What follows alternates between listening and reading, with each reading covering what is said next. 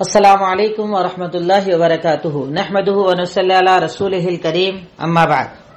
آج انشاءاللہ آپ کے سامنے درس قرآن پارہ نمبر 6 چھٹے پارے کا انشاءاللہ یہ درس ہے، جس کے اندر کچھ باتیں جو چھٹے پارے کے اندر اللہ رب العالمین نے ہمیں ارشاد فرمائی ہے میں آپ کے سامنے رکھنے کی کوشش کروں گا۔ اللہ رب العالمین مجھے کہہ کر اور آپ کو سن کر عمل کرنے کی توفیق عطا فرمائے۔ اس میں اللہ رب العالمین نے ابتدا کے اندر اہل کتاب یہود اور نصارہ کا تذکرہ کیا ہے۔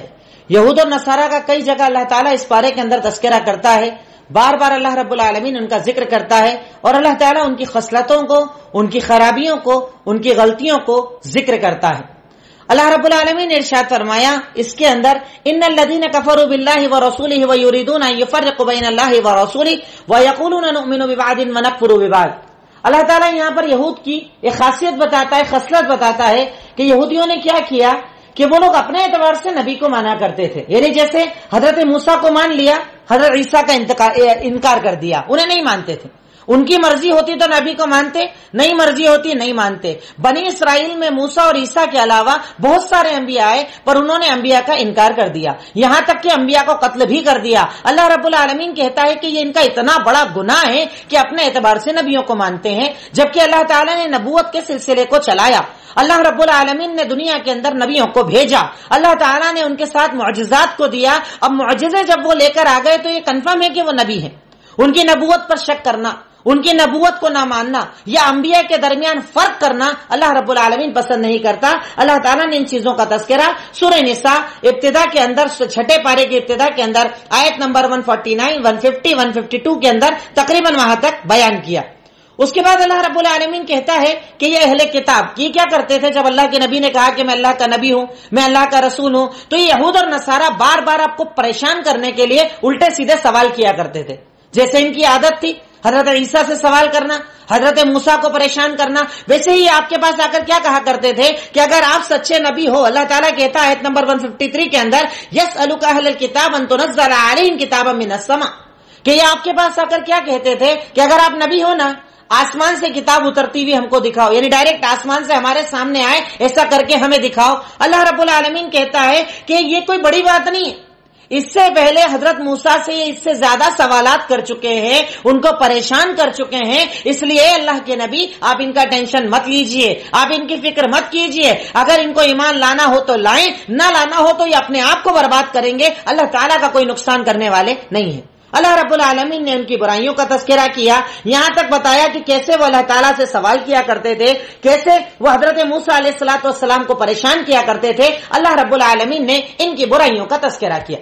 اس کے بعد اللہ رب العالمین ان کے گناہوں کا ذکر کرتا ہے۔ ان کے گناہوں کا ذکر کرتے ہوئے اللہ تعالیٰ ارشاد فرماتا ہے آیت نمبر 155، 156، 155، 156 کے اندر کہ ان لوگوں نے کیا کیا، اپنے نبیوں کا انکار کیا، اپنے نبیوں پر بہتان تراشی کی، یعنی الزامات لگائے، حضرت عیسیٰ علیہ السلام کو پریشان کیا، اتنا پریشان کہ ان کے قتل کی سازش کر دی۔ وہ جیسے میں نے پیچھے آپ کو بتایا ان کے واقعے کے اندر کہ ان کو قتل کرنے کے لیے اس گھر تک میں آ گئے جہاں پر آپ تھے، پر اللہ تعالیٰ اس آیت کے اندر کہتا ہے آیت نمبر 57 کے اندر کہ انہوں نے حضرت عیسیٰ علیہ السلام کو قتل نہیں کیا، اللہ رب العالمین نے انہیں اٹھا لیا تھا، انہیں زندہ اٹھا لیا تھا، اور کل روز قیامت اللہ تعالیٰ انہیں نازل کرے گا۔ اس چیز کا ذکر اللہ تعالیٰ نے کہا کہ اللہ تعالیٰ نے انہیں زندہ اٹھا لیا تھا۔ اس کے بعد اللہ رب العالمین کہتا ہے کہ ہم نے اہل کتاب پر عذاب کیوں بھیجے، ہم اہل کتاب سے ناراض کیوں ہیں۔ اہل کتاب سے مراد ہوتا ہے یہود اور نصارہ۔ اللہ تعالیٰ کہتا ہے کہ ہم ان سے ناراض کیوں ہوئے، ہم نے ان پر عذاب کیوں نازل کیے۔ اللہ تعالیٰ ان کے کچھ برائیوں کا تذکرہ کرتا ہے اور ارشاد فرمایا کہ اللہ تعالیٰ نے جو ان کے اوپر عذاب نازل کیا اس کی وجہ کیا تھی، فَبِظُلْمٍ مِّنَ الَّذِينَ هَادُوا، ایک تو یہ ظلم کرتے تھے، ظلم دونوں طریقے کا، ایک ظلم ہوتا ہے اللہ کے ساتھ شرک کرنا جو انہوں نے کیا، بچڑا لے کر آ گئے، بچڑے کی عبادت شروع کر دی، اور دوسرا ظلم یہ کہ یہ لوگ لوگوں پر ظلم کرتے تھے۔ اگر امیر کوئی گناہ کرتا تو اسے سزا نہیں دیتے، غریب گناہ کرتا اسے سزا دیا کرتے تھے، کتابوں کو تبدیل کیا کرتے تھے۔ اللہ تعالیٰ کی آیتوں کو اللہ تعالیٰ یہاں پر کہتا ہے، یہ لفظ آپ نے قرآن جب آپ تلاوت کریں گے تو ابتدائی یعنی پاروں کے اندر بار بار ایک آیت آپ پڑھیں گے، یشترون، یہ لوگ اللہ تعالیٰ کی آیتوں کو بیچا کرتے تھے. اب بیچنے کا مطلب کیا؟ کہ آیتیں نکال کر بیچتے تھے، کتابوں کو بیچتے تھے. بیچنے کا مطلب یہ کہ دین کو اپنے اعتبار سے موڈیفائی کیا کرتے تھے، یعنی انہیں جو اچھا لگتا وہ حلال بنا لیتے، انہیں جو برا لگتا وہ حرام بتا دیتے، اور بولتے کیا قرآن میں، ان کی کتاب میں لکھا ہے، تورات میں لکھا ہے، انجیل میں لکھا ہے. آج یہی کا یہی عمل کیا مسلمان نہیں کر رہا؟ اپنے اعتبار سے دین بناتا ہے، دین کو اپنے اعتبار سے سمجھتا ہے، اسے جو اچھا لگے حلال مانتا ہے، جو اچھا نہ لگے حلال کو بھی حلال نہیں مانتا. اسے اچھا لگے تو وہ حرام کو حلال بنا لیتا ہے، چاہے اللہ کچھ کہے، چاہے اللہ کے نبی کچھ کہیں، چاہے دین کچھ کہیں، اس سے اسے کوئی فرق نہیں پڑتا. وہ دین کو اپنے اعتبار سے چلاتا ہے، وہ دین پر اپنے اعتبار سے عمل کرتا ہے. اللہ تعالیٰ کہتا ہے کہ ان کے اس گناہ کی وجہ سے میں نے ان پر عذاب نازل کیا، میں ان سے ناراض ہو گیا، میں نے ان کے اوپر سختیاں ڈالی، میں نے ان کے اوپر طرح طرح کے عذاب ڈالے. اللہ رب العالمین کہتا ہے تو اس سے ہمیں یہ سوچنا چاہیے، نتیجہ یہ نکلتا ہے کہ ہم سوچیں کہ ہمارے اندر ایسے گناہ نہ ہوں، ہم ایسے گناہ نہ کریں، ہم ایسی خطائیں نہ کریں کہ اللہ تعالیٰ جیسا ان سے ناراض ہوا ہم سے بھی ناراض کہیں نہ ہو جائے. اب اس کے بعد اللہ رب العالمین ان کے گناہوں کا ذکر کرتا ہے، اور اسپیشلی یہود اور نصارہ کے گناہ کو اللہ تعالیٰ نے ذکر کیا کہ وہ لوگ سود خور تھے، سود کا کاروبار کرتے تھے، سود لینے کو اچھا سمجھتے تھے، سود کو برائی نہیں مانتے تھے، سودی کاروبار کرتے تھے. لون، مکان، دکان، جس چیز پر، جیسے آج ہمارے سسٹم چلتا ہے نا، ہر چیز پوری زندگی لون کے اوپر چل رہی ہے، پوری زندگی سود پر چل رہی ہے. نہ دینا گناہ مانا جاتا ہے، نہ لینا گناہ مانا جاتا ہے. اللہ تعالیٰ کہتا ہے کہ ان لوگوں کے یہی گناہ تھے کہ یہ لوگ سودی کاروبار کیا کرتے تھے، اللہ تعالیٰ کو ناراض کیا کرتے تھے. اس بنیاد پر اللہ تعالیٰ نے ان پر عذاب نازل کیے. آج ساری انسانیت نے، ہم لوگوں نے جب سود خوری کو عام کیا، اسی لیے تو یہ اللہ تعالیٰ کے عذابوں کا سلسلہ چل رہا ہے. تو ہمیں چاہیے کم سے کم ایسے وقت کے اندر جب اللہ کے عذاب کو ہم نے دیکھ لیا، موت کو سامنے دیکھ لیا، اب ہم توبہ کر لیں کہ اللہ آگے آنے والی زندگی میں حرام سے بچوں گا، حلال کم بھی رہے گا میں صبر کروں گا، حلال کم بھی رہے گا میں رکوں گا، میں تیرے راستے کے اندر صبر کروں گا. یہ ایک مومن کی زندگی ہونا چاہیے. اللہ تعالیٰ اس کے بعد ارشاد فرماتا ہے کہ اللہ تعالیٰ نے رسولوں کو کیوں بھیجا. اللہ تعالیٰ رسولوں کی بعثت کا مقصد بتاتا ہے آیت نمبر 165 کے اندر، رسلا مبشرین و منذرین لئلا یکون للناس علی اللہ حجۃ بعد الرسول وکان اللہ عزیزا حکیما.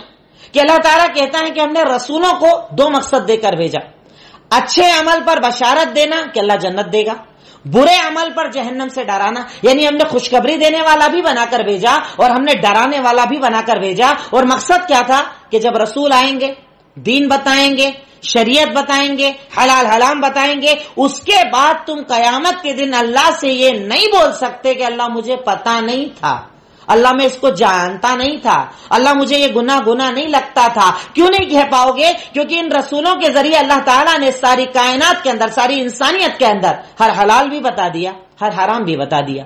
تمہیں زندگی گزارنے کا سلیقہ سکھا دیا، تمہیں سونے، اٹھنے، جاگنے، لیٹنے، بیٹھنے، یہاں تک کہ پاخانہ کرنے تک کا طریقہ محمد الرسول اللہ صلی اللہ علیہ وسلم نے بتا دیا. کیا چھوڑا آپ نے؟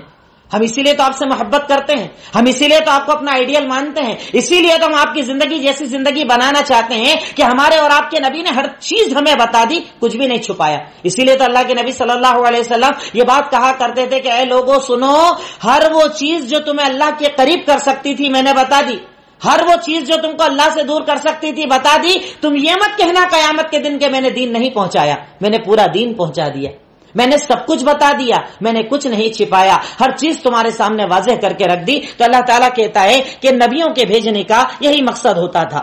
اس کے بعد اللہ رب العالمین پھر اہل کتاب کا تذکرہ کرتا ہے، اہل کتاب کے گناہوں کا تذکرہ کرتا ہے، اور ایک عظیم حکم اللہ تعالیٰ ان کے ذریعے ہمیں بھی دیتا ہے کہ یا اہل الکتاب لا تغلوا فی دینکم ولا تقولوا علی اللہ الا الحق.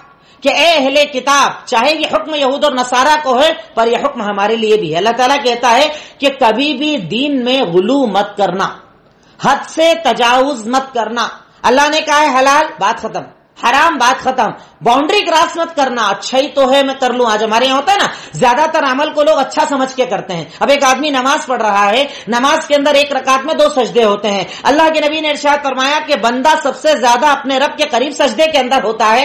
اب کوئی یہ کہے کہ میں ایک رکعت میں 3 سجدے کروں گا، 4 سجدے کروں گا، عمل صحیح ہوگا یا غلط؟ اچھا ہے پر اللہ تعالیٰ کو پسند نہیں، اور یہی دین میں غلو ہے، یہی حد سے زیادہ تجاوز کرنا ہے. کیوں؟ اللہ کے نبی صلی اللہ علیہ وسلم نے ارشاد فرمایا کہ لا تطرونی کما اطرت النصارى عیسی ابن مریم انما انا عبد فقولوا عبد اللہ ورسولہ. کہ اے لوگوں سنو، جیسے کرسچن لوگ نصارہ لوگوں نے حضرت عیسیٰ علیہ الصلوۃ والسلام کی شان میں بڑھوتری کری، ویسے تم میرے بارے میں مت کرنا، ہمیشہ یہ بولنا کہ میں اللہ کا بندہ ہوں، میں اللہ کا رسول ہوں، میری شان میں کبھی گستاخی مت کرنا، میری شان کو کبھی حد سے زیادہ آگے مت بڑھانا. جیسا کہ حضرت عیسیٰ علیہ الصلوۃ والسلام کے بارے میں ان لوگوں نے کیا کہا تھا کہ وہ اللہ کے بیٹے ہیں، اور کچھ لوگوں نے کہا وہ تو خود اللہ ہیں جو دنیا کے اندر اتر کر آئے تھے تاکہ امت کے گناہ معاف کروا دیں. اللہ تعالیٰ کہتا ہے یہ حرام ہے، یہ ناجائز ہے، دین میں غلو مت کرو، حد سے زیادہ آگے مت بڑھو، باریکیوں کے اندر مت جاؤ، بال کی خال مت نکالو، حلال ہے تو مان لو، حرام ہے تو مان لو. اتنے زیادہ ڈیپ کے اندر جانا، خوب زیادہ اندر جانا، خوب زیادہ بحث مباحث سے کرنا اللہ پسند نہیں کرتا. اللہ تعالیٰ کہتا ہے کہ اہل کتاب تم اپنے دین میں حد سے زیادہ تجاوز مت کرو، جیسے نصارہ نے کیا کہ حضرت عیسیٰ علیہ الصلوۃ والسلام کو انہوں نے کہا اللہ کا بیٹا ہے، جبکہ اللہ نے کہا تھا وہ اللہ کا کلمہ ہے، بنا باپ کے اللہ نے پیدا کیا، اللہ کے نبی ہے، پر انہوں نے کہا اللہ تعالیٰ کا بیٹا ہے، انہوں نے کہا کہ اللہ تعالیٰ ہی ہے نعوذ باللہ، اور تین کہا کہ تین ہے جو ایک ہے. اللہ تعالیٰ نے کہا کہ میں اسے پسند نہیں کرتا، یہ حرام ہے. اور اس کے بعد اللہ تعالیٰ یہ کہتا ہے کہ اللہ کون ہے، عبادت کے لائق کون ہے، توحید اللہ تعالیٰ بتا رہا ہے کہ انما اللہ تعالیٰ تو وہ ہے جو اکیلا معبود ہے، وہ بابرکت ہے، نہ اس کا کوئی بیٹا ہے، نہ وہ کسی کا محتاج ہے، وہ آسمان اور زمین کا بنانے والا ہے، وہی عبادت کے لائق، وہی اللہ رب العالمین. وہ محتاج تھوڑی ہے کسی کا، اسے کھانے کی ضرورت نہیں، اسے پانی کی ضرورت نہیں، اسے چڑھاووں کی ضرورت نہیں. وہ اللہ رب العالمین ہر چیز پر قدرت رکھنے والا اور طاقت رکھنے والا ہے، وہ ہر چیز کو جاننے والا ہے، وہی عبادت کے لائق ہے. وہی ہے کہ جس کی عبادت کی جائے. میں اکثر ایک آسان زبان کے اندر کہتا ہوں کہ عبادت کس کی جائے، اس کی جو چاہے، جب چاہے، جہاں چاہے، جیسے چاہے کرنے کی طاقت رکھتا ہو وہ معبود ہے. جو چاہے کرے، جب چاہے کرے، جہاں چاہے کرے، جیسے چاہے کرے، وہی عبادت کے لائق ہے. اور وہ ذات ہے اللہ رب العالمین کی ذات، اس کے سوا کوئی اس قابل، کوئی اس لائق نہیں. اسی لیے ہم کہتے ہیں کہ لا الہ الا اللہ، نہیں ہے کوئی عبادت کے لائق سوائے اللہ رب العالمین کے. تو اللہ تعالیٰ یہاں پر اپنی توحید کا تذکرہ کرتا ہے اور نصارہ کے گناہ کا ذکر کرتا ہے کہ انہوں نے حضرت عیسیٰ علیہ الصلوۃ والسلام کو اللہ کا بیٹا بنا لیا تھا. اس کے بعد اللہ تعالیٰ ہمیں ایک حکم دے رہا ہے، عدل و انصاف سکھا رہا ہے. اتنا عدل سکھا رہا ہے کہ اللہ تعالیٰ ارشاد فرماتا ہے کہ ولا یجرمنکم، اللہ تعالیٰ سورہ مائدہ، اگلی سورت جو اسٹارٹ ہوئی ہے سورہ مائدہ کہا جاتا ہے دسترخوان کو. اہل کتاب نے کہا تھا کہ اللہ آسمان سے ایک دسترخوان اتار دے، دسترخوان مائدہ عربی میں کہا جاتا ہے. چونکہ اس کا ذکر ہے اسی لیے سورت کو سورہ مائدہ کہا جاتا ہے. اللہ تعالیٰ اس کی ابتدا کے اندر کہتا ہے ولا یجرمنکم شنآن قوم ان صدوکم عن المسجد الحرام ان تعتدوا وتعاونوا على البر والتقوى ولا تعاونوا على الاثم والعدوان. کہ اللہ تعالیٰ کہتا ہے کہ اگر کسی نے تمہارے ساتھ ظلم کیا ہے تو اس کا مطلب یہ نہیں ہے کہ تم عدل کرنا چھوڑ دو. یعنی کسی نے تمہارے ساتھ غلط کیا، برا بولا، تمہاری عزت کے ساتھ کھیلا، ٹھیک ہے، پر اس کا مطلب یہ نہیں کہ اگر اس کے خلاف فیصلہ کرنا پڑے، کبھی گواہی دینا پڑے، کبھی موقع پڑ جائے تو تم ظلم کرو اس وجہ سے کیونکہ اس نے میرے ساتھ کیا تھا. اللہ اسے پسند نہیں کرتا. اللہ کہتا ہے کہ ایک مومن کو ہمیشہ انصاف پسند ہونا چاہیے. اگر تمہیں کبھی گواہی دینا پڑ جائے، کبھی اپنے دشمن کے خلاف بھی فیصلہ دینا پڑ جائے تو حق والا فیصلہ دینا. کبھی یہ مت دیکھنا کہ اس نے میرے ساتھ کیا کیا، ورنہ ہم لوگ تو یہی کرتے ہیں نا، گٹھان باندھ کر رکھتے ہیں، موقع آئے گا تو بتاؤں گا، ہونے دو میں دکھاؤں گا، ابھی اس کا ٹائم ہے، میرا ٹائم آئے گا تو میں بتاؤں گا. اللہ اس چیزوں کو پسند نہیں فرماتا. ایک مومن ایسی سوچ اپنے اندر نہیں رکھتا کہ موقع آنے پہ بتاؤں گا. مومن تو یہ کہتا اس نے میرے ساتھ برا کیا، اللہ دیکھنے والا ہے نا، کون ہے اللہ سے بہتر فیصلہ کرنے والا، میں اللہ سے اپنا فیصلہ کرواؤں گا. اور اگر اللہ فیصلہ کرنے پر آ جائے تو دنیا کی کوئی طاقت اس کے فیصلوں کو ٹال نہیں سکتی. اللہ ہمیں کہہ رہا ہے عدل کرو، انصاف کرو، اپنے دشمن کے خلاف بھی اچھا فیصلہ کرو، کیونکہ اللہ تعالیٰ اسی بات کو پسند کرتا ہے. اور اس کے بعد جو بنیادی بات ہمیں بتائی، جو ہمیں لاگو ہے، ہمیں اپلائی کرنا چاہیے اپنے اوپر، کہ تعاونوا علی البر والتقوی ولا تعاونوا علی الاثم والعدوان. کہ لوگوں کی جب آپس میں مدد کرنا ہو تو نیکی کے کاموں پر لوگوں کی ہیلپ کیا کرو، مدد کیا کرو. گناہ کے کاموں پہ لوگوں کی مدد نہیں کیا کرو. اگر کوئی نیکی کا کام کر رہا ہے اس کے سپورٹر بن جائیے، ساتھی بن جائیے، اس کی طاقت بن جائیے، اس کام کو آگے بڑھائیے. یہ مت دیکھیے کہ نام کس کا ہو رہا ہے، آگے کون بڑھا ہوا ہے، کس کو لوگ پہچانیں گے. ارے اگر تیرا عمل اچھا ہے، تیری نیت اچھی ہے، تو چاہے نہ چاہے لوگوں کے دل میں بھی محبت اللہ پیدا کروا دے گا، اور اللہ تعالیٰ تو تجھے جانتا ہی ہے. تو اگر کوئی نیکی کا کام کر رہا ہے اس کا سپورٹر بن جاؤ، اس کے مددگار بن جاؤ، اس کے بازو بن جاؤ، اس کی طاقت بن جاؤ. پر ہمارے یہاں کیا ہوتا ہے، نیکی کرنے والوں کی ٹانگ کھینچی جاتی ہے، ان کو روکا جاتا ہے، ان کے راستے میں پتھر ڈالے جاتے ہیں، ان کے راستوں کو مشکل کیا جاتا ہے. یہ ہمارے سماج کا حال ہے. اللہ تعالیٰ کہہ رہا ہے کہ تعاونوا علی البر والتقوی، نیکی کا کام ہو، تقوی کا کام ہو، مدد کرو، آگے بڑھو، سپورٹ کرو، نام ہو نہ ہو سپورٹ کرو، کیونکہ اللہ تعالیٰ تمہارے عمل کو جاننے والا ہے. اور اس کے آگے دوسرا فیصلہ یہ بھی بتا دیا کہ برائی کے کاموں میں مدد مت کرو. جیسے ہمارے یہاں نوجوانوں کی عادت ہوتی ہے نا، سگریٹ پیتے ہیں آفر کرتے ہیں دوسرے دوستوں کو، تمباکو کھا رہے ہیں آفر کرتے ہیں دوسروں کو کھانے کے لیے، شرابی ہے تو آفر کرتا ہے. تو گناہ کے کاموں کے اندر ایک دوسرے کی مدد مت کرو. تو خود تو گنہگار ہے، تو خود تو حرام پر ہے، تیری زندگی تو حرام پر ہے، کیوں دوسروں کو حرام پر لے کر جا رہا ہے؟ ہماری کئی بہنوں کی عادت ہوتی ہے، ایک بہن با پردہ ہے، ایک بہن بے پردہ ہے. اب بے پردہ با پردہ کو کہتی ہے کہ چل ٹھیک ہے تو پہنتی ہے، پر یہاں مت پہن، یہاں ذرا ہٹا لے، یہاں ذرا فیس اوپن کر لے، یہاں ذرا پردے کو گھر پر رکھ دے. اللہ تعالیٰ کہتا ہے یہ تیرے لیے جائز نہیں ہے.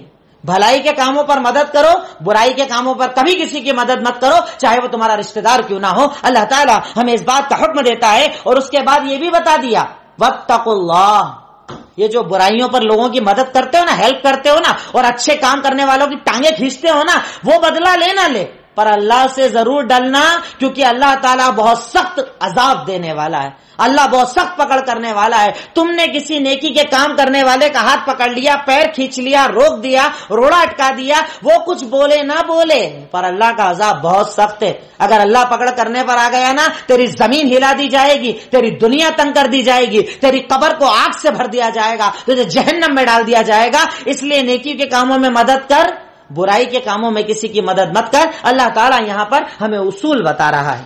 اس کے بعد اللہ تعالیٰ نے حرمت بتائی. جیسے سورہ مائدہ مشہور ہے اس بات کے اندر کہ اس میں اللہ تعالیٰ نے حرام اور حلال چیزوں کا تذکرہ کیا ہے. اللہ تعالیٰ ارشاد فرماتا ہے سورہ مائدہ آیت نمبر 3 کے اندر، حرمت علیکم المیتۃ والخنزیر، اللہ تعالیٰ نے مسلمانوں پر، مومنوں پر حرام کیا ہے مردہ جانور کا گوشت کھانا جو خود سے مر گیا ہو، خون کھانا منع کیا گیا، خون نہیں کھا سکتے آپ، سور کا گوشت حرام کیا گیا، آپ نہیں کھا سکتے، اور ہر وہ کھانا جس کو اللہ کے سوا کسی اور کے نام پر ذبح کیا جائے یا اللہ کے سوا کسی اور اس پر نام لیا جائے، وہ کھانا بھی آپ کے لیے حرام ہے. اسی طریقے سے وہ جانور جو دم گھٹنے سے مر جائے، ڈنڈا وغیرہ مار دیا جائے اس سے مر جائے، کہیں اوپر سے گرے اور مر جائے، یا پھاڑ کھایا ہو اس سے مر جائے، ایسے تمام مرے ہوئے جانور آپ کے لیے جائز نہیں.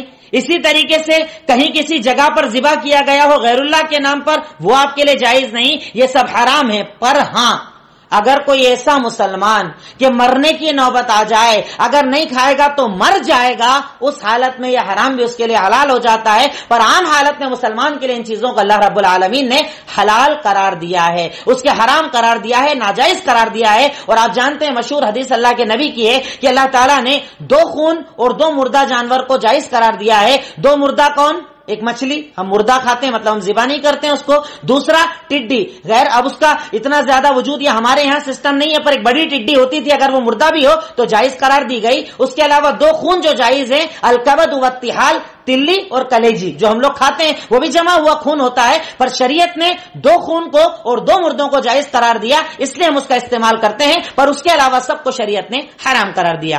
اسی آیت کے اندر اللہ رب العالمین ایک بڑی چیز ارشاد فرماتا ہے، الیوم اکملت لکم دینکم واتممت علیکم نعمتی ورضیت لکم الاسلام دینا.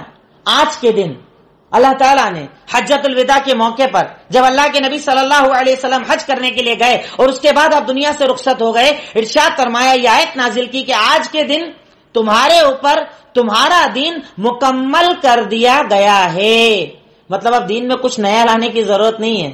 جتنی نماز آپ نے بتا دی وہ اچھی ہے، جتنے روزے آپ نے بتا دیا وہ اچھے ہیں، جتنی عبادات آپ نے بتا دی وہ اچھی ہے. آپ کے بعد اگر کچھ بھی اس میں ایڈ کیا جائے گا وہ بدعت ہوگا، ناجائز ہوگا، اور کرنے والے کے منہ پر مار دیا جائے گا، چاہے کتنا اچھا کیوں نہ ہو. کیوں؟ کیونکہ اللہ تعالیٰ نے دین کو مکمل کر دیا، 100% کمپلیٹ. اب اس میں بڑھانے کی گنجائش نہیں ہے. اور اس کے آگے ارشاد فرمایا، الیوم اکملت لکم دینکم واتممت علیکم نعمتی، اور تمہارے اوپر اللہ نے اپنی نعمت کو تمام کر دیا. وَرَضِيتُ لَكُمُ الْإِسْلَامَ دِينًا، اور وہ دین جس کو اللہ تعالیٰ نے مکمل کیا ہے تمہارے لیے پسند بھی کر لیا، یعنی کمپلیٹ ہے، پسندیدہ ہے، اب اس کے بعد اس میں بڑھانے کی کوئی گنجائش نہیں ہے۔ ہمارے یہاں ہوتا ہے نا، آپ دیکھتے ہیں ہر 5-10 سال کے اندر اپڈیشن ہوتا ہے دین کے اندر، جس کو جو اچھا لگا دین بنا دیا، میسج کے اندر دین بنا دیا، یہ عمل اتنے حج، وہ عمل اتنے عمرے، یہ تو صبح خوشخبری مل جائے گی، رات کو خوشخبری مل جائے گی، بدعتوں کا انبار و ڈھیر لگا رکھا ہے لوگوں نے۔ یاد رکھیے کہ بدعت گمراہی ہے اور بدعت جہنم میں لے جانے والی ہے۔ شریعت اللہ کے نبی صلی اللہ علیہ وسلم پر مکمل ہوا دین، آج سے 1450 سال پہلے جو دین مکمل ہو گیا وہ ہمارے لیے کافی ہے، نجات کا ذریعہ ہے، دنیا اور آخرت میں کامیابی کا ذریعہ ہے، اس میں بڑھانے کی گنجائش نہیں ہے۔ اللہ تعالیٰ نے سورہ مائدہ آیت نمبر 3 کے اندر یہ بات ہمیں بتا دی۔ اس کے بعد اللہ تعالیٰ نے ایک حکم دیا، احکامات ہمیں بتا رہا ہے کہ تمہارے لیے ویسے تو اگر صرف مسلمان ذبح کرے تو آپ کے لیے جائز ہوتا ہے، پر ایک قوم ایسی ہے جن کا ذبیحہ آپ کے لیے حلال ہے، وہ کون ہے؟ اہل کتاب، یہود اور نصارہ۔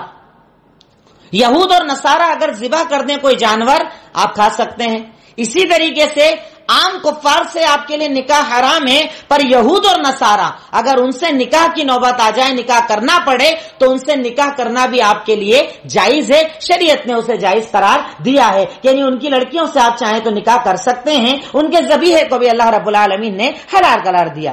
اس کے بعد اللہ رب العالمین سورہ مائدہ آیت نمبر 6 کے اندر دوبارہ تیمم کا ذکر کر رہا ہے، وضو کے پورے احکامات بتائے جا رہے ہیں، وضو کیسے بنایا جائے شارٹ کے اندر اس کو بھی بیان کیا جا رہا ہے۔ پھر اللہ رب العالمین دوبارہ کہتا ہے کہ تم لوگوں کے ساتھ عدل کرو، انصاف کرو، ظلم مت کرو، کسی پر ظلم مت کرو، کیونکہ اللہ رب العالمین ظلم کو پسند نہیں کرتا ہے۔ اس کے بعد اللہ تعالیٰ آیت نمبر 9 کے اندر کہتا ہے وعد اللہ الذین آمنوا وعملوا الصالحات، اللہ تعالیٰ کا وعدہ ہے ان لوگوں سے جو ایمان لائے اور نیک عمل کیا کہ اللہ انہیں معاف بھی کر دے گا اور اجر عظیم عطا کرے گا۔ اجر عظیم مطلب جنت۔ پر دیکھیں شرط کیا لگائی اللہ نے۔ ہمارے ہاں بہت سارے مسلمان سمجھتے ہیں نا، پیدائشی مسلمان، رمضانی مسلمان، پیدا ہو گئے جنتی، نام رکھ لیا عبداللہ عبد الرحمان، گھر میں گوشت پکا کر کھا لیا، زیادہ سے زیادہ جمعہ کے دن نماز پڑھ لی یا عید کی نماز پڑھ لی، رمضان کی نماز پڑھ لی، ہو گئے جنتی۔ اللہ تعالیٰ یہاں پر بتا رہا ہے جنتی کون، مغفرت کس کی ہوگی؟ وہ جو سب سے پہلے تو ایمان لائے، مطلب زبان سے بولا لا الہ الا اللہ محمد رسول اللہ، ایمان اسے کہتے ہیں، زبان سے اقرار کر لیا، پر اس کے اندر اللہ تعالیٰ شرط بتا رہا ہے، عمل کرنا ایمان کی شرط ہے۔ اگر صرف زبان سے بولو گے تو اللہ جنت نہیں دے گا جب تک کہ آپ بولے ہوئے جملے پر عمل نہیں کرو گے، کہ اگر اللہ میں نے یہ بول دیا کہ تو میرا رب ہے، اس کا مطلب تیرا ہر حکم میری زندگی ہے۔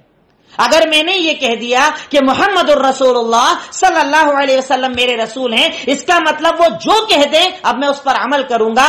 اگر عمل کیا تو اللہ معاف بھی کرے گا اور جنت بھی دے گا، اگر عمل نہیں کیا تو اللہ تعالیٰ کہتا ہے نہ مغفرت ہے اور نہ جنت ملنے والی ہے۔ تو یہ غلط فہمی اگر ہے دماغ میں، کنفیوژن اگر ہے، اسے نکال ڈالنا۔ جنت اللہ رب العالمین اسی بنیاد پر دے گا جب آپ اپنے عمل کو سدھارو گے۔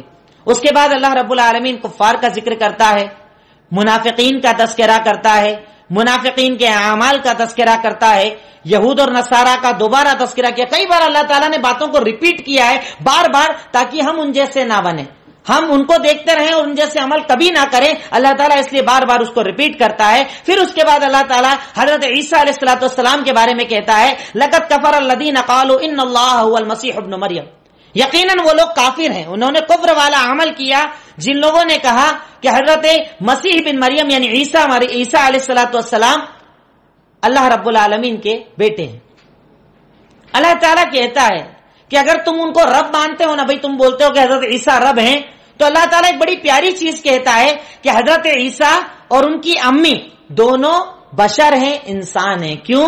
کانا یاکلان الطعام، وہ کھانا کھایا کرتے تھے، وہ کھانے کے محتاج تھے۔ اگر اللہ تعالیٰ انہیں موت دے دے، دنیا سے رخصتی دے دے، تو خود کو زندہ نہیں کر سکتے ہیں۔ اللہ تعالیٰ کہتا ہے کہ عبادت کے لائق تو وہ ہے جو کھانے کا محتاج نہیں، پانے کا محتاج نہیں، چڑھاوے کا محتاج نہیں، بلکہ وہ دنیا کو کھلاتا ہے۔ جیسا اللہ تعالیٰ سورہ زاریات آیت نمبر 56، 57، 58 کے اندر کہتا ہے، اللہ تعالیٰ ارشاد فرماتا ہے وما خلقت الجن والانس الا لیعبدون، میں نے انسان اور جنات کو اپنی عبادت کے لیے پیدا کیا۔ اور اللہ کہتا ہے کیوں؟ ما اريد منهم من رزق، میں ان سے کھانا نہیں چاہتا ہوں، بلکہ اللہ تعالیٰ کہتا ہے میں تو وہ ہوں جو تمہیں کھانا کھلاتا ہوں. یعنی حضرت عیسیٰ کو تم معبود مانتے ہو, ان کو تم اللہ کا بیٹا مانتے ہو. ارے وہ کھانا کھاتے تھے, ان کی امی کھانا کھاتی تھی, وہ روڈ پر چلا کرتے تھے, بشر تھے. تو اللہ تعالیٰ کہہ رہا ہے کہ وہ نبی ہیں. اس کا مطلب یہ نہیں تمہیں اللہ کا بیٹا بنا لو, یہ کہنا حرام ہے. اللہ رب العالمین اس عمل کو پسند نہیں فرماتا ہے. اس کے بعد اللہ رب العالمین نے پھر دوبارہ یہود اور نصارہ کے یہودیوں کے ایک عمل کا تذکرہ کیا کہ حضرت موسیٰ علیہ الصلوۃ والسلام مصر سے فرعون سے بچے, کیونکہ فرعون نے ان کو پکڑ لیا تھا.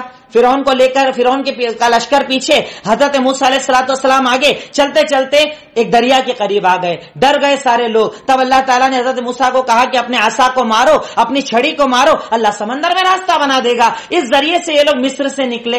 اب ان کو اللہ تعالیٰ نے کہا تھا کہ تمہیں فلسطین جانا ہے, رہتے مصر میں تھے, اب تمہیں فلسطین میں جانا ہے, فلسطین کو اپنا مسکن بنانا ہے, فلسطین کے اندر زندگی گزارنا ہے. اس وقت فلسطین کے اندر ایک قوم تھی جن کا نام تھا عمالقہ. بہت طاقتور قوم تھی, بہت زیادہ طاقتور قوم تھی. پر اللہ تعالیٰ نے کہہ دیا, مطلب آپ کو کرنا پڑے گا.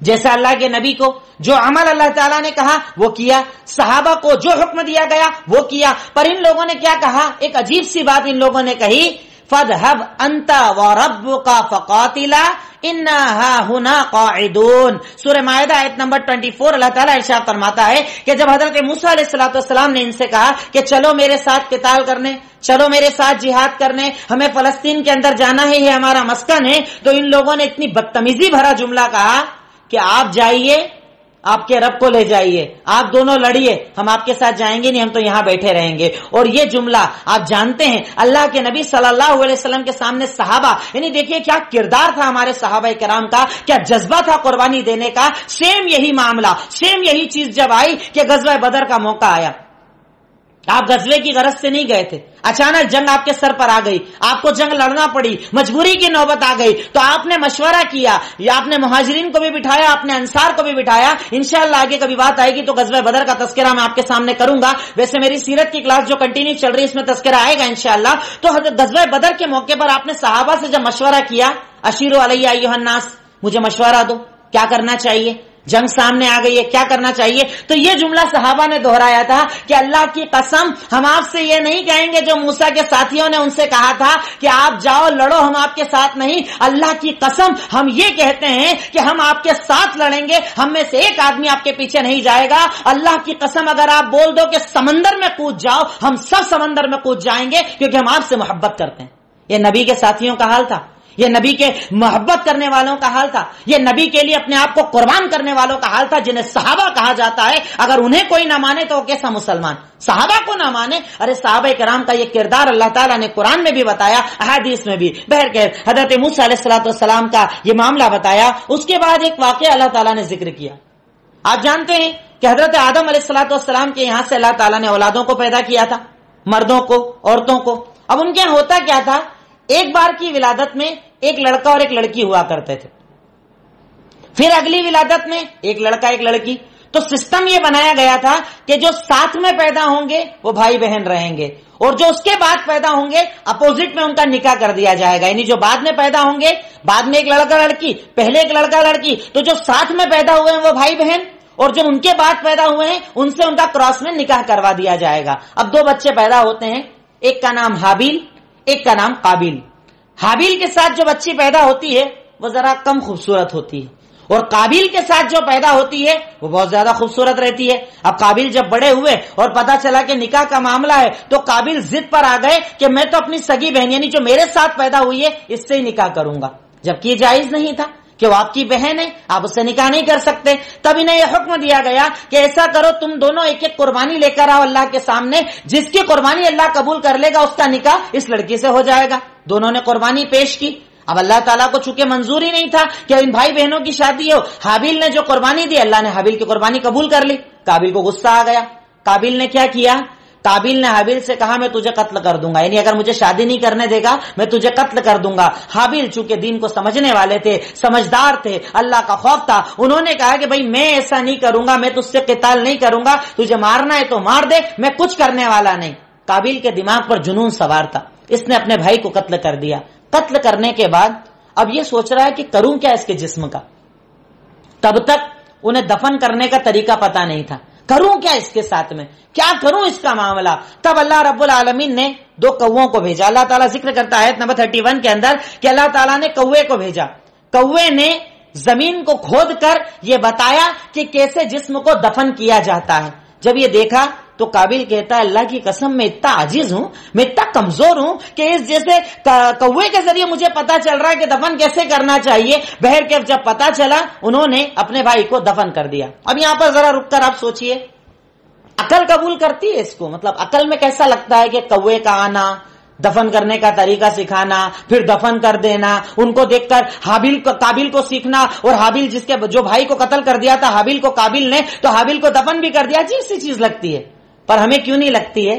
کیونکہ ہمیں اپنے رب پر یقین ہے، ہمیں قرآن پر یقین ہے، ہمیں قرآن کے سچے ہونے پر یقین ہے. یہی چیزیں اللہ کے نبی صلی اللہ علیہ وسلم نے بعض حدیثوں کے اندر ایسے واقعات بتائے جو عقل میں سمجھ نہیں آتے ہیں. آپ جانتے ہیں کئی لوگ اس کا انکار کرتے ہیں جنہیں منکر حدیث کہا جاتا ہے. کیا بولتے ہیں؟ ہمارے عقل میں جو حدیث نہیں آتی ہم اسے ایکسپٹ نہیں کرتے ہیں. تو یہ قرآن کی آیت تیری عقل میں آتی ہے؟ نہیں آتی ہے. پر تیری عقل کو شریعت نے دلیل نہیں بتایا ہے. شریعت میں دلیل تیری عقل نہیں، اللہ اور اس کے نبی کا فرمان ہوتا ہے. اگر وہ کہہ دے حلال تو حلال رہے گا، وہ کہہ دے حرام تو حرام رہے گا، تجھے سمجھ میں آئے یا نہ آئے. ارے اگر عقل دلیل ہوتی تو بتاؤ نا، آج سے 1450 سال پہلے صحابہ کو کیسے سمجھ میں آیا کہ میزان رکھ کر اللہ تعالیٰ عمل کا وزن کرے گا؟ جب تو سمجھ بھی نہیں سکتے تھے. آج آپ سمجھ سکتے ہو، انویزیبل تھنگس کو بھی آپ وزن کر سکتے ہو، آکسیجن کا وزن، کاربن ڈائی آکسائڈ کا وزن. ارے تب کیسے پتا چلا؟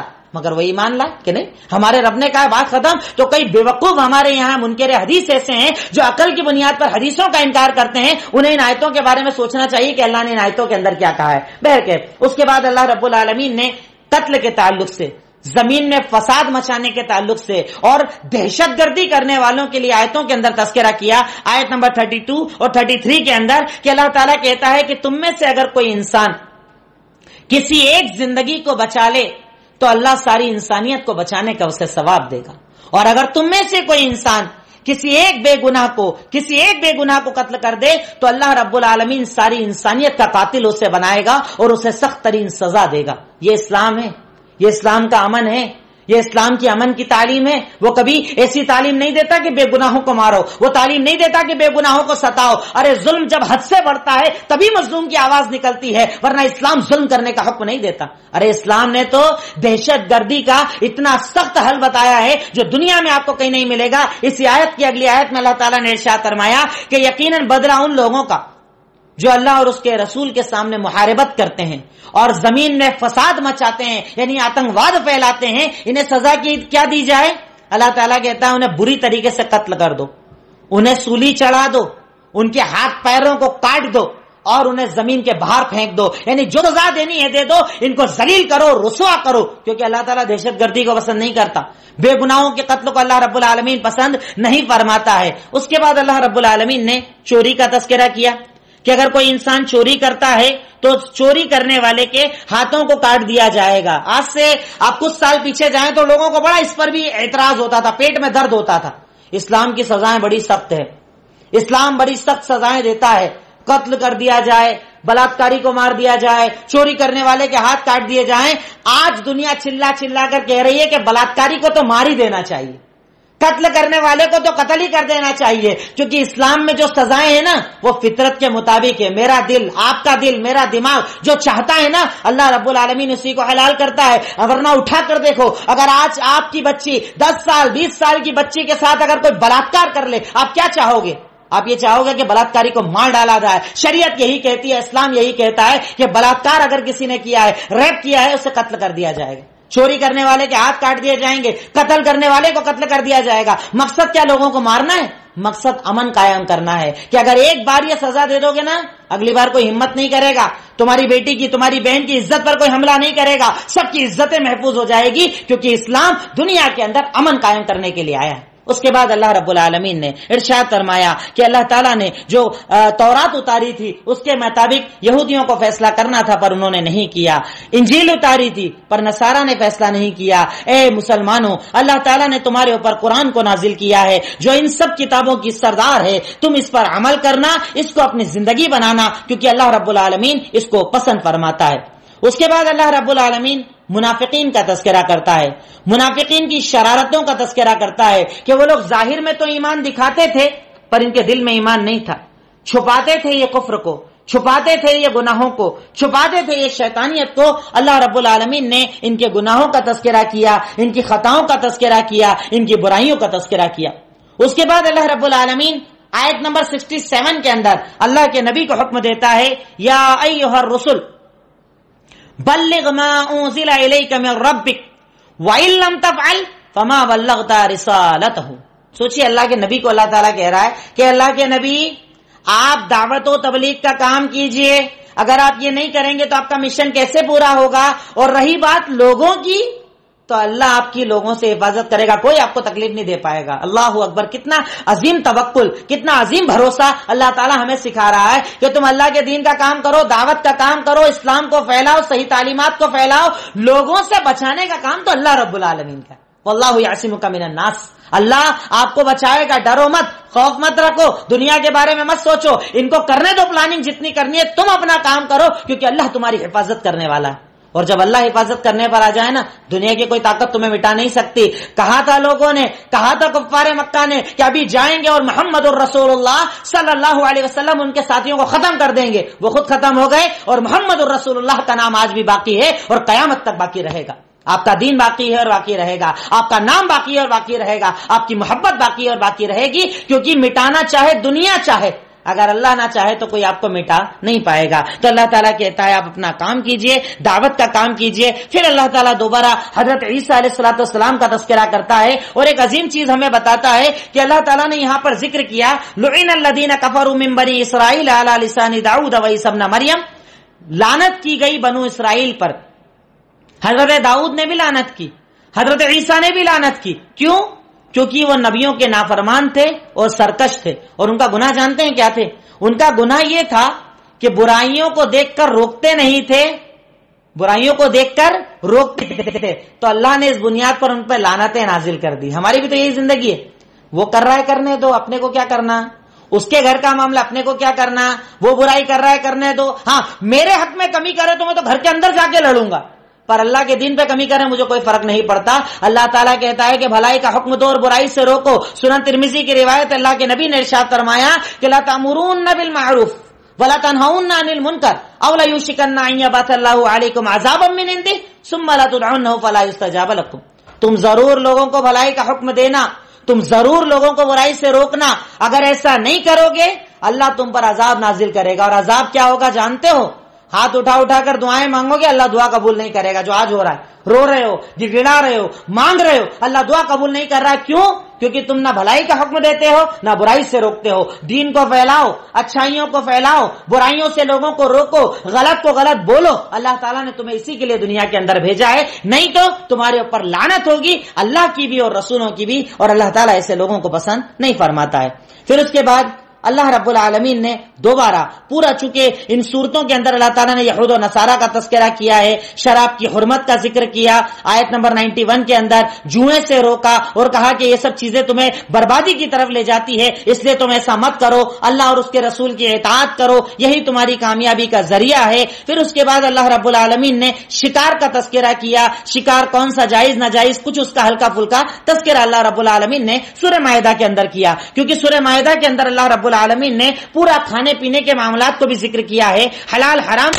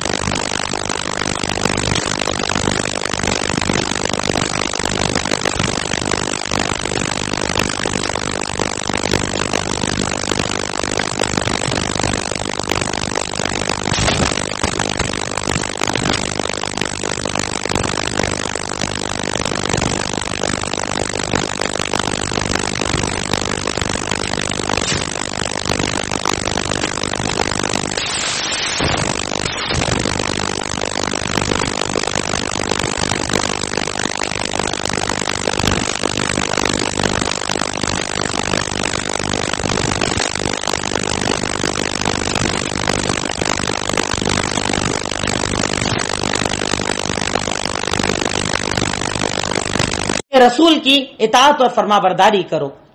وحذروا، اور اس بات سے ڈرو اگر تم ان کی پیروی نہیں کرو گے، اگر تم ان کی بات نہیں مانو گے، اگر تم سرکشی کرو گے تو جان لو کہ ہمارے رسول کا کام تو صرف پہنچانا ہے. یعنی اگر غلط کرو گے تو تم کو بھگتنا ہے، تم کو جاننا ہے. ہمارے رسول کا کام تو صرف پہنچانے کا ہے، وہ پہنچا دیں گے، بات ختم. عمل کرنا نہ کرنا وہ تمہارا کام ہے، نبی کا کام نہیں ہے.